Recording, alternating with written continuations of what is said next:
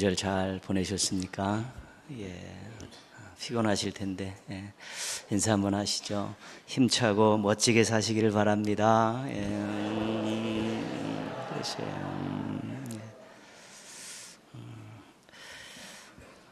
이제 일상으로 또 잘 돌아오셔서 또 주님과 함께 동행하면서 더 많은 복을 누리는 남은 또 한 해가 되기를 축복합니다.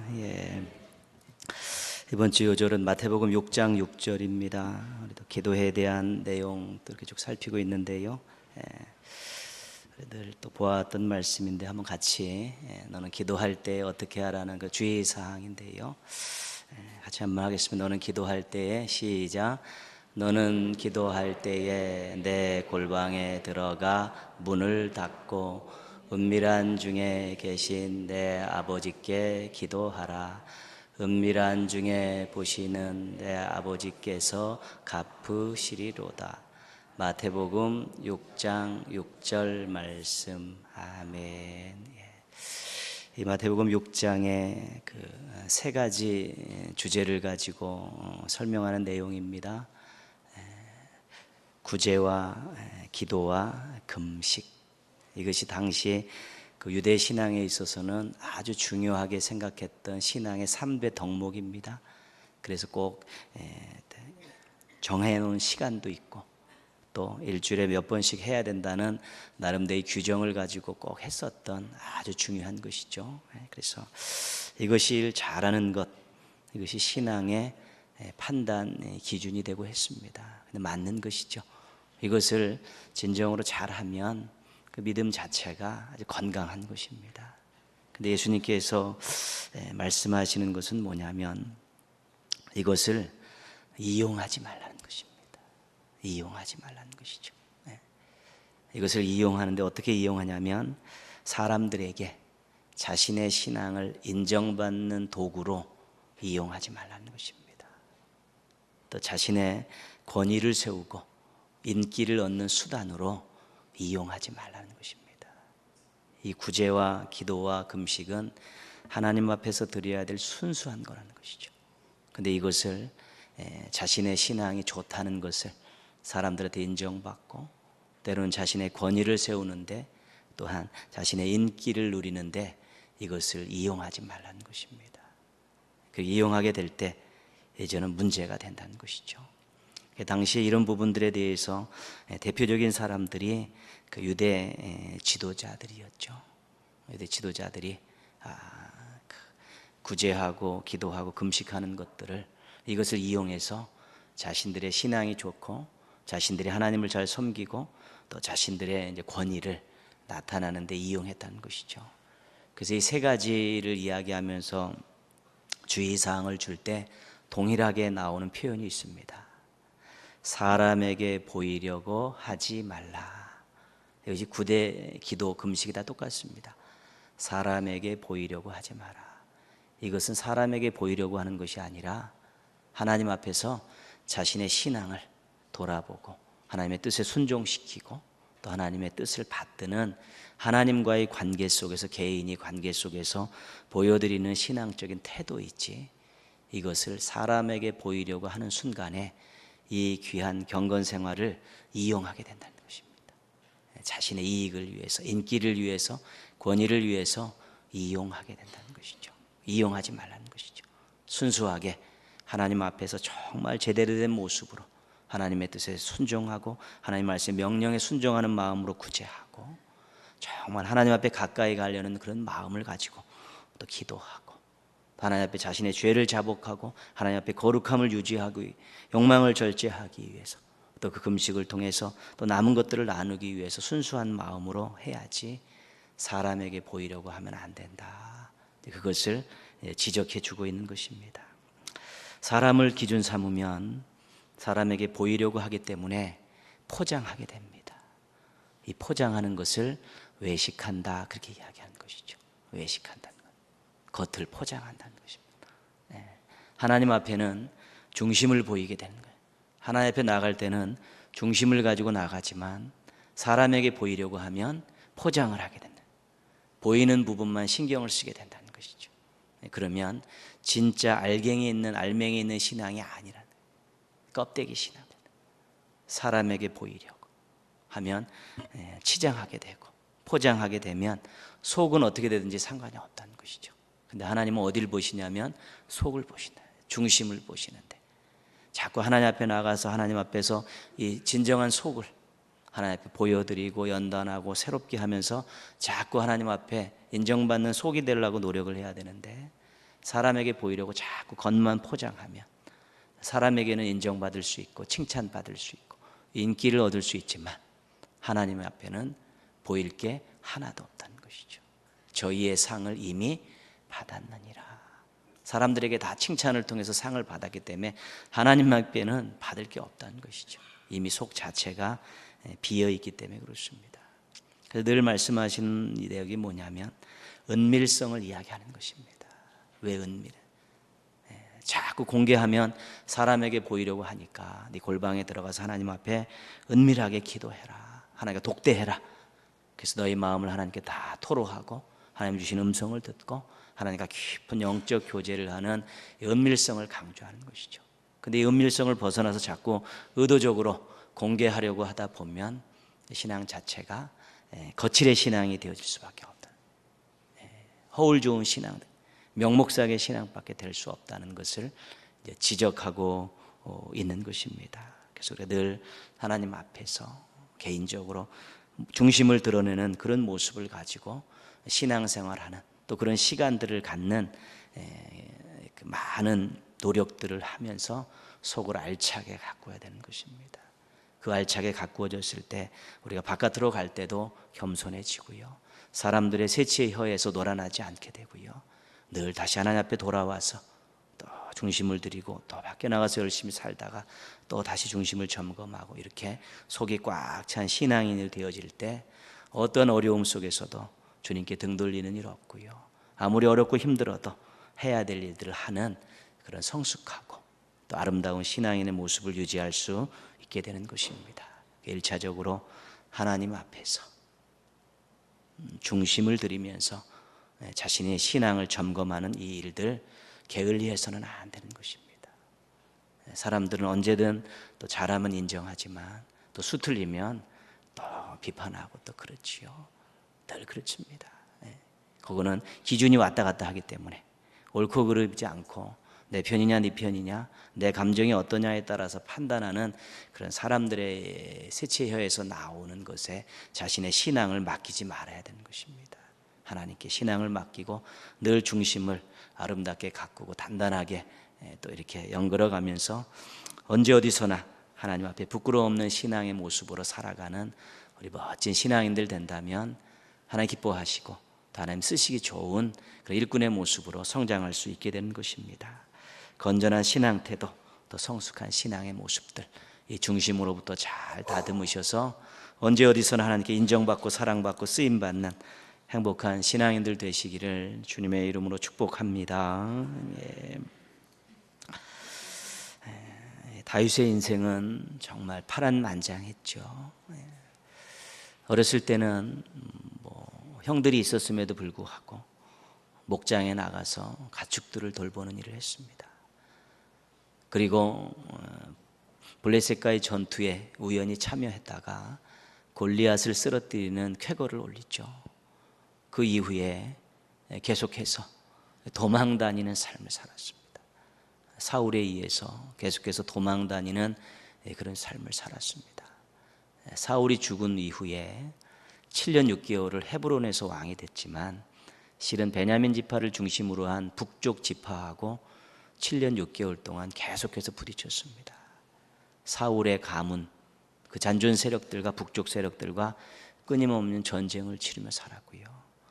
이제는 사울의 그런 세력들을 다 진압하고 이제 예루살렘으로 들어가서 왕이 되었을 때, 온전한 왕이 되었을 때도 아들들의 반역, 또한 잔존 세력들의 반역으로 인해서 어려운 일들도 참 많이 겪었습니다.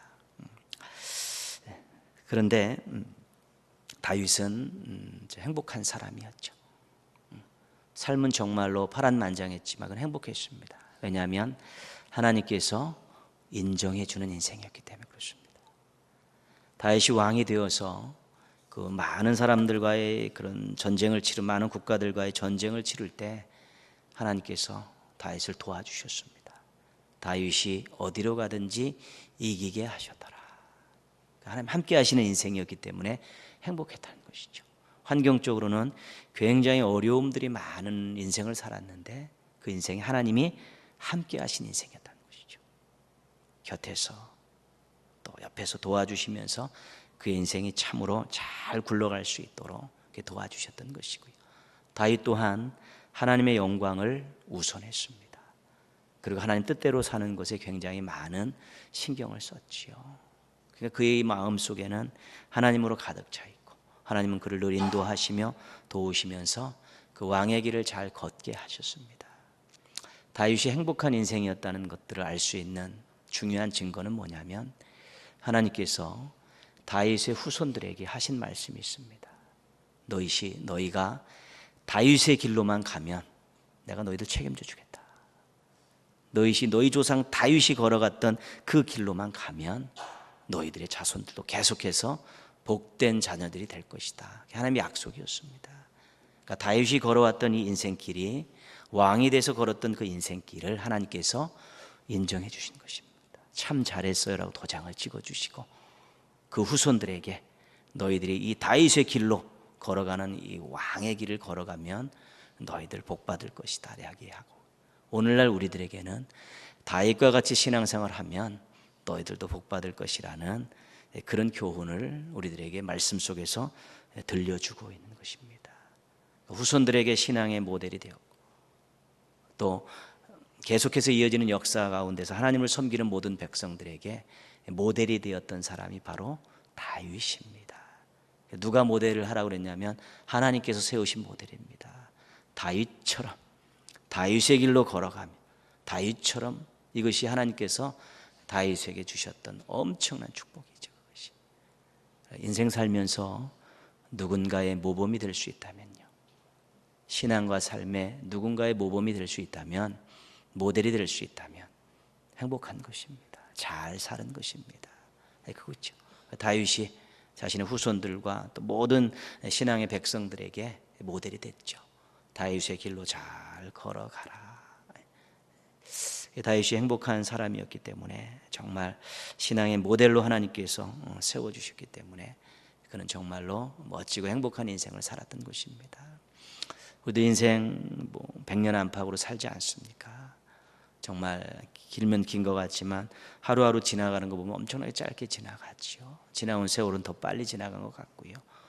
그러나 내가 우리 가정 안에서 우리 자녀들에게 신앙과 삶의 모범이 되고 모델이 될 수 있으면 그것으로도 행복한 것이고요.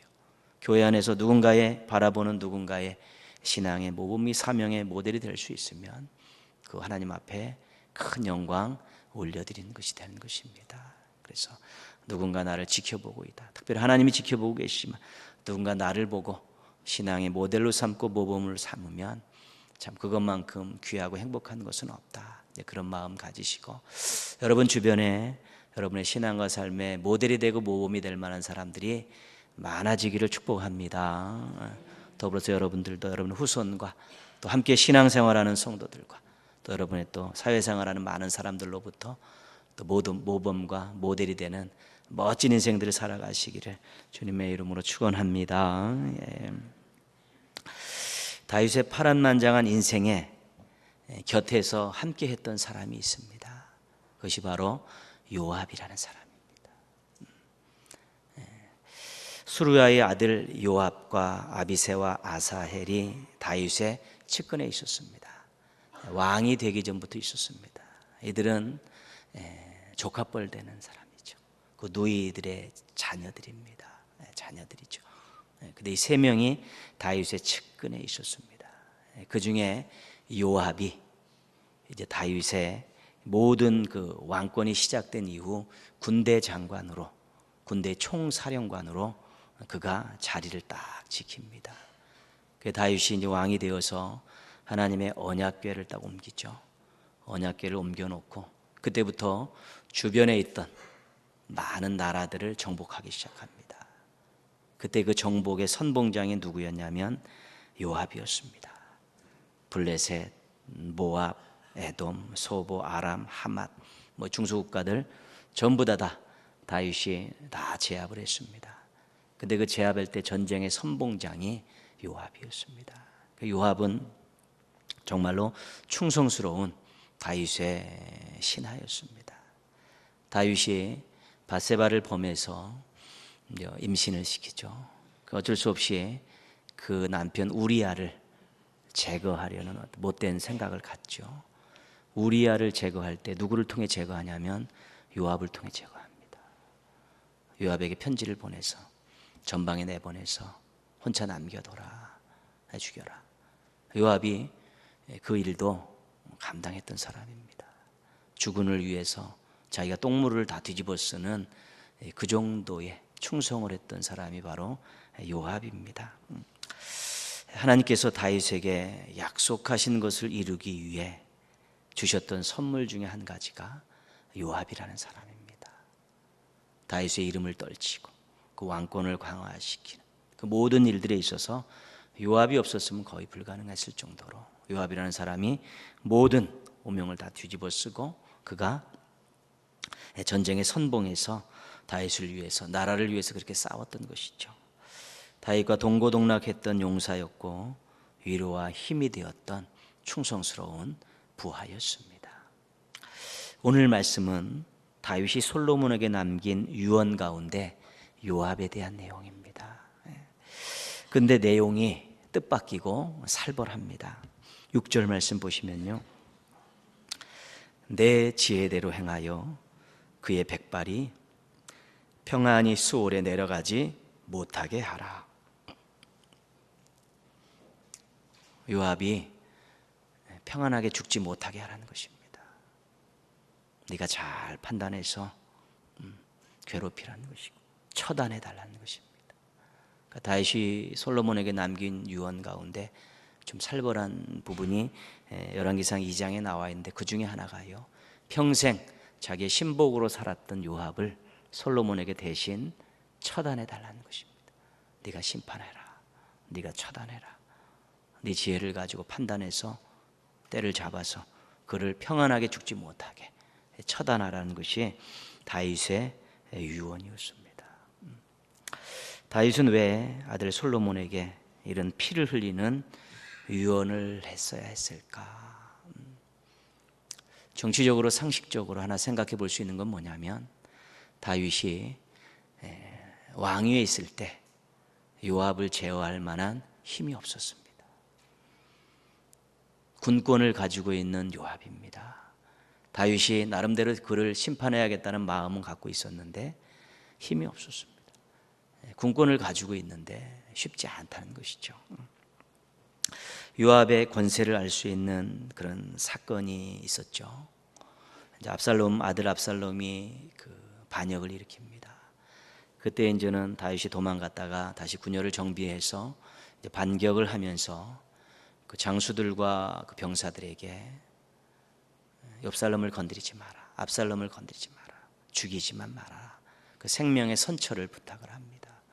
그런데 그 압살롬이 머리가 나무에 걸려 대롱대롱 말려서 살아있는데 요압이 쫓아가서 죽입니다. 창으로 찌르고 그 부하들 10명이 아주 때려 죽이죠.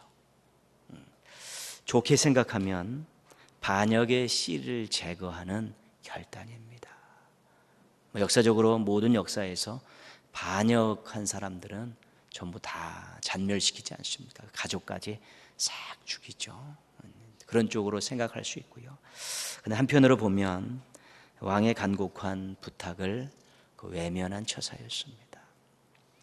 다윗이 막 엉엉 울면서 통곡하면서 내 아들 압살롬아 내가 대신 죽었으면 좋았을 것을, 그러면서 다락에 올라가서 내려오질 않습니다. 근데 그 반역자들을 처단하러 갔던 병사들이 이제는 그들을 싹 제압하고 돌아와서 성 밖에서 지금 기다리고 있는데 왕이 나오질 않는 것입니다. 나와서 수고했다고 한 말 하고 또 해산을 시켜야 되는데 해산을 하지 않고 울고만 있습니다. 그러니까 이 소식이 병사들과 백성들 사이에 들어가니까 이들이 막 죽을 지경입니다. 우리가 왕에게 아픈 짓을 했구나 막 자책하고 막 그런 분위기로 막 돌았을 때 요압이 다윗을 찾아갑니다. 왜 피 흘려 싸운 병사들을 부끄럽게 하십니까? 우리가 죄인입니까? 병사들과 백성들 앞에 나아가지 않으면 이 밤 내가 모든 병졸들을 데리고 다 떠나겠습니다. 압박을 합니다. 다윗이 정신이 부쩍이 나가지고 눈물을 닦고 백성들과 병사들 앞에 성문에 앉아가지고 수고했다고 그리고 그들을 해산시키지요. 그러니까 요압의 그 권세가 왕을 능가하는 권세였던 것이죠.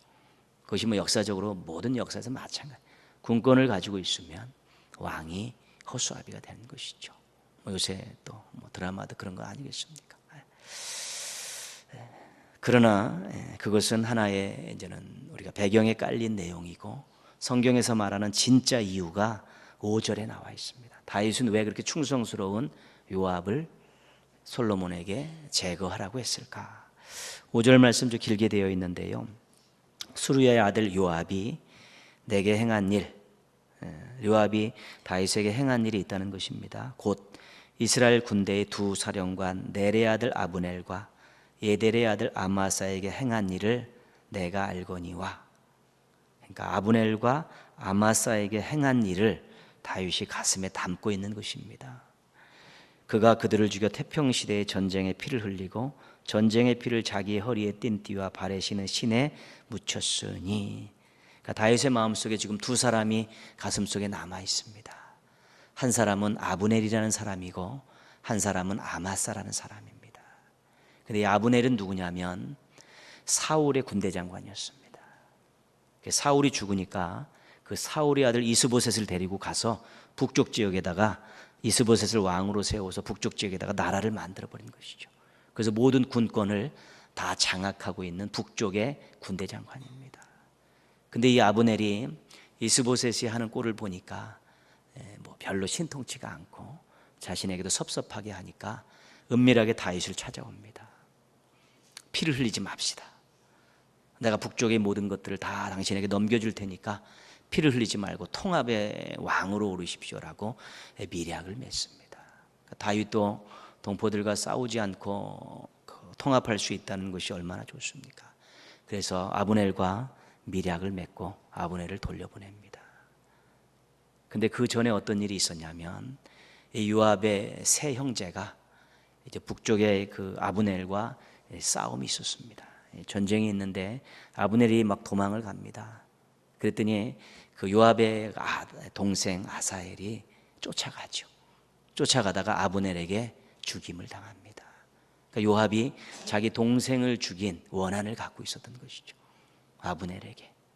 그런데 전쟁에 갔다 돌아오니까 아브넬이 왕궁에 왔다 갔는데 그냥 돌려보냈다는 것입니다. 요압이 쫓아가서 아브넬을 살해를 합니다. 그때 이것이 이제 다윗의 마음속에 남아 있는 것이죠.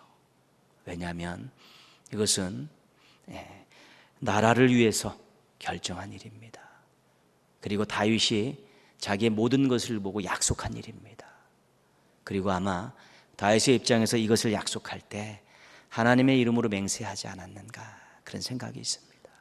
근데 그것이 한 개인의 복수로 인해서 물거품이 되어버린 것입니다. 다윗이 이 문제를 해결하려고 얼마나 노력하는지 모릅니다. 아브넬의 장례를 아주 성대하게 치러줍니다. 적장인데요. 성대하게 치러주면서 그가 백성들에게 이야기한 내용, 보여준 것이 뭐냐면 다윗은 이 일과는 아무런 상관이 없다. 다윗은 이 일과는 아무런 상관이 없다. 하나님의 이름으로 맹세했던 다윗은 이 일과는 아무런 상관이 없다는 것을 보여주기 위해서 이 장례를 성대히 치르면서 이 부분에 해결을 하려고 얼마나 노력하는지 모릅니다. 자신이 믿는 하나님, 자신이 하나님의 이름을 걸고 맹세한 것, 나라를 위해서 했던 일인데 이것이 자신이 했던 일로 되게 될 때 하나님의 영광 가리우고 자신의 유신이 땅에 떨어지고 또 통합하려는 문제들도 엉망진창이 되기 때문에 이 부분을 해결하려고 얼마나 노력하는지 모릅니다. 한 개인이 복수심이 하나님과 나라와 자신에게 이 해를 끼쳤다는 이 사실을 다윗이 기억하고 있는 것입니다. 사사로운 개인 감정이 하나님의 영광을 가릴 수 있습니다. 사사로운 개인의 행동이 교회와 성도들에게 엄청나게 피해를 줄 수 있습니다. 그럼 정말로 우리가 하나님의 영광을 위해서 산다면요, 모든 것들을 다 하나님 뜻에 복종시킬 수 있어야 되는데, 특별히 감정을 복종시키는 훈련들을 많이 해야 됩니다. 이 감정을 복종시키기가 얼마나 어려운지 모릅니다.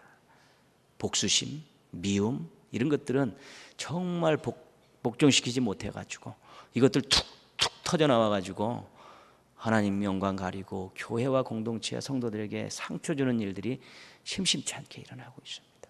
자존심 제어하지 못해서요, 이거 툭 터져가지고 하나님 영광 가리는 일 얼마나 많은지 모릅니다.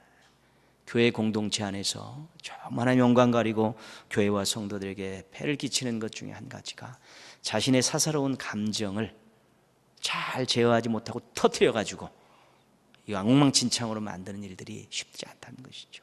그런 것들을 잘 조절할 수 있어야 되는 것입니다. 왜요? 우리가 하나님 영광을 위해서 산다고 하고 하나님 뜻대로 산다고 하기 때문에 특별히 그 부분을 잘 제어해야지만 되는 것이죠. 어떤 일이 있을 때, 문제가 있을 때 하나님의 영광을 먼저 생각하는 것입니다. 교회의 유익을 생각하고요, 또 성도들의 행복을 생각하는 것입니다. 그리고 나서 행동해도 늦지 않습니다. 근데 내 이 개인적인 것이 하나님의 영광을 가리고 교회에 피해를 주고 성도들에게 상처를 주는 일이라면 정말 주님 앞에 머리를 짓져가면서 참아내야 되는 것입니다. 절제해야 되는 것이고요, 자기를 쳐서 복종시켜야 되는 것입니다. 다윗이 이 요압의 이 사사로운 복수심을 가슴에 안고 그 마지막에 가서 그를 처단하라고 이야기합니다. 그가 하나님의 이름에 먹칠을 한 것입니다. 맹세를 했는데, 또 자기가 섬겼던 다윗이 또 나라에 엄청난 피해를 준 이것을 결코 용서할 수 없었다는 것입니다. 그래서 우리들 늘 이것이 하나님의 영광, 교회의 유익, 성도들의 행복, 이런 것들을 먼저 늘 생각하며 기도하면서 말과 행동들을 우리가 잘 절제해 나갈 수 있을 때 본인도 인격적으로 성숙해지고 또 공동체들도 아름다운 공동체들로 나아가는 것입니다. 그래서 그런 부분들은 정말 귀하고 또 훈련할 만한 것이고, 또 그런 것들을 넘어서면서 우리가 하나님 쓰시기에 좋은 모습들로 변화되는 것 아닙니까? 하나님께서 모세의 혈기를 다스리기 위해서 40년간 미디안 광야에 박아놓으셨습니다. 욱 해갖고 살인 저지르는 그것을 40년 미디안 광야 목동 시절을 보내게 하면서 그를 다스리시고, 그걸 다스리신 이후에 다시 애굽으로 보내시지 않습니까? 그러니까 그거에 잘 다스려지면 하나님 쓰시기에 좋은 일꾼 된다는 것입니다. 그렇죠? 하나님께서 그렇게 40년을 다스리셔서 쓰시고 싶으신데 그 부분을 우리 스스로가 막 쳐서 그렇게 복종시켜 놓으면 더 빨리 쓰이고 더 좋은데 사용되어질 수 있는 것입니다. 다 누구든지 성격이 없겠습니까? 다 그런 부분은 있죠. 저도 여러분보다 더하면 더했지 덜하지 않습니다. 못돼 처먹었었죠. 예수님 만난 이후에 이거 죽이느라고 얼마나 노력했는지 모릅니다. 정말 기도 제목이었죠. 터져 나오면 아무것도 안 보이는데요, 눈에 저질러 놓고 보는데요. 말수 줄이고 생각하고 평상시에 기도하고, 그래도 지금도 막 올라올 때가 있죠. 그렇지만 그것들을 눌러놓고 그것을 잡아놓을 때 하나님께서 쓰시는 것입니다. 그렇기 때문에 그런 부분들을, 사사로운 감정들을 잘 절제하기 위해서는 평상시에 끊임없이 기도하면서 준비해야 될 시간들이 있습니다. 하면 잡아주십니다. 쓰시기 위해서 하나님께서 잡아주시는 것입니다. 왜냐하면 하나님이 쓰시고 작정하셨으면 쓰시기 때문에 그렇습니다. 하나님이 기뻐하시는 일을 많이 하는 것, 우리 인생에 있어서 큰 선물입니다. 자신의 사사로운 감정들 잘 다스리셔서 우리 하나님을 기쁘시게 하는 일을 많이 하는 우리 행복한 일꾼들 되기를 주님의 이름으로 부탁드리겠습니다. 압살롬 반역 사건이 해결된 후에 다윗이 요압에게 위압감을 느낍니다. 엄청 자기를 겁박하는 그런 모습들을 보면서 두려웠죠. 그래가지고 다른 조카뻘 되는 아마사라는 다른 누이의 아들인 아마사를 군대 장관으로 임명을 합니다. 그래서 요압이 잠시 군대 장관에서 밀려나는 그런 시기가 있습니다. 그런데 요압이 아마사를 살해를 합니다. 살해를 했어요. 그래서 다시 자기가 군대 장관으로 복귀를 하게 되는 것이죠. 뭐 엄청난 일입니다. 뭐 아나무인도 이런 아나무인이 없죠. 자신을 위해서 남을 희생시키는 이 요엘의 이 모습을 다윗이 가슴속에 담아두고 있었던 것이 안 되는데, 자신의 이익을 위해 무고한 자를 희생하는 이것을 다윗이 절대로 용납할 수 없었던 것입니다. 무고한 자를 희생하는 것 정말 하나님 기뻐하시지 않는 일입니다. 약자들을 돌보라는 것이 하나님의 뜻입니다. 근데 더더욱 무고한 자를 자신의 이익을 위해서 해를 끼치는 이것들은 하나님께서 기뻐하시지 않는 일입니다. 자신을 위해서 남을 희생시키는 것은 부패한 시대의 특징입니다. 시대가 부패해지고요, 공동체가 부패해지고 나라가 부패해질 때 많은 일들은 무고한 자들이, 힘 있는 자들에 의해서 피해를 보는 일들이 계속 양산돼 가고 있다는 것입니다. 호소할 데가 없습니다. 호소할 데가 없으면 어디로 가냐면 그 호소가 하나님께 가는 것입니다. 그러나 하나님께서 그거 기억하고 계셨다가 대신 하나님께서 심판해 주신다고 약속하신 내용입니다. 약자들에게. 이기주의와 수단 방법을 가리지 않는 것은 불의한 세상을 만드는 그 주범입니다. 다윗에게 있어서 신앙은 그런 것이 아니었습니다. 하나님의 뜻을 받드는 것입니다. 그는 사울을 2번이나 죽일 수 있었는데 죽이지 않았습니다. 하나님의 뜻이 원치 않았기 때문이죠. 기름 부은 자이기 때문에 죽일 수 없었고요. 그렇습니다. 다윗은 우리아의 일로 그러한 것이 얼마나 큰 대가를 치러야 하는 것을 알고 있었습니다. 자신이 우리아를 죽이고 회개는 했지만 아들 죽지 않습니까? 그리고 계속해서 아들의 반역에 도망되고 자신의 아내들이 대낮에 막 추행당하는 그런 꼴들을 다 당했죠. 무고한 자를 희생시킨 대가가 얼마나 큰 줄 잘 알고 있었습니다. 그래서 신앙은 예수님 말씀처럼 섬김입니다. 자신을 희생해서 다른 사람들에게 유익을 주는 것입니다. 예수님이 섬김을 그렇게 강조하셨기 때문에 신앙의 핵심이 되는 것입니다. 그러나 자신의 이익을 위해 다른 사람을 희생하고 무고한 사람을 희생하는 것은 신앙의 반대입니다. 신앙은 자신을 희생해서 다른 사람에게 기쁨과 유익을 주는 것입니다. 그렇기 때문에 이 신앙의 핵심이 섬김이라는 것이 우리가 하나님의 뜻이 무엇인지를 알 수 있고 하나님이 예수 그리스도를 통해 십자가에서 보여주신 신앙의 진면목이 무엇인지를 알아야 되는 것입니다. 자신을 희생해서 우리를 구원해 주신 하나님이십니다. 자신의 생명을 희생해서 우리를 구원해 주신 예수님이십니다. 신앙 자체가 자신을 희생해서 다른 사람과 공동체에 유익을 주는 것이죠. 희생하지 않더라도 수고하고 또한 섬기면서 그러한 일들을 해야 되는 것입니다. 너희는 세상의 빛이다, 너희는 세상의 소금이다 말씀하신 이유가 뭡니까? 빛과 소금은 전부 희생을 전제로 하는 것입니다. 기름과 심지가 타야지 빛이 나는 거고 소금이 녹아야 맛을 내는 것 아니겠습니까?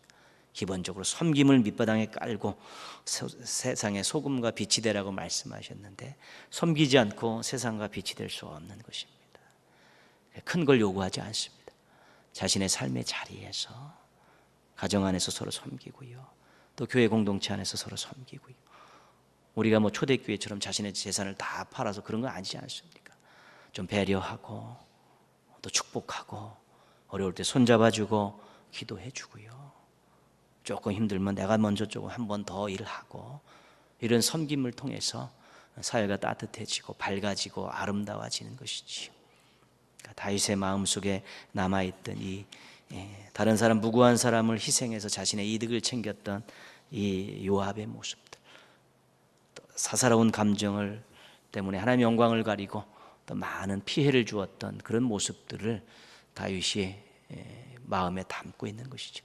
자신의 힘으로는 어찌할 수 없으니까 솔로몬에게 그 처단을 부탁하고 있다면, 다윗이 그렇게 이야기할 때 살벌하다, 토사구팽하는 것 아니냐 또 그렇게 생각할 수도 있겠지만, 정말 하나님의 뜻을 거스리는 것에 대해서 다윗이 얼마나 민감했는가, 이 부분은 우리가 이해할 수 있어야 되는 것이지. 사사로운 감정으로 하나님의 영광을 가리는 일들, 그런 것이고, 또 무고한 사람의 피해를 입히면서 자신의 이익을 챙기는 이 일이 결코 하나님이 기뻐하시는 일이 아니라는 것을 알았기 때문에 요압의 그 부분을 기억하면서 또 그의 말년에 그를 심판해 줄 것을 요구하고 있는 것입니다. 우리 여전히 하나님 섬기며 살고 있고요, 예수님 뒤를 따라가려고 몸부림치고 있고요, 또 세상의 빛과 소금이 되라는 그 말씀대로 살려고 우리 노력하고 있습니다. 중요한 것은요, 정말 나의 사사롭게 절제되지 않은, 또 다듬어지지 않은 나의 사사로운 감정, 또 언어, 행동 때문에 하나님의 영광을 가리고 교회에 피해를 주고 성도들에게 상처를 주는 일은 없도록 우리가 스스로 개인이 자신을 쳐서 복종시키는 일 많이 하시고요, 정말로 다른 사람을 희생해서 자신의 이득을 챙기는 것이 아니라 자신의 수고와 희생으로 다른 사람에게 기쁨과 유익을 주는 그런 작은 삶의 모습들을 만들어가게 될 때 하나님께 기쁨을 드리고 하나님이 쓰시기 좋은 일꾼들로 성장해 가는 것입니다. 요압을 거울 삼아서 이 두 가지 잘 잡으시고 또 잘 절제하셔서 하나님 쓰시기에 좋은 일꾼들로서 살아가시고 또 하나님께 큰 기쁨을 올려드리는 멋진 신앙인들로 달려가시기를 주님의 이름으로 축원합니다.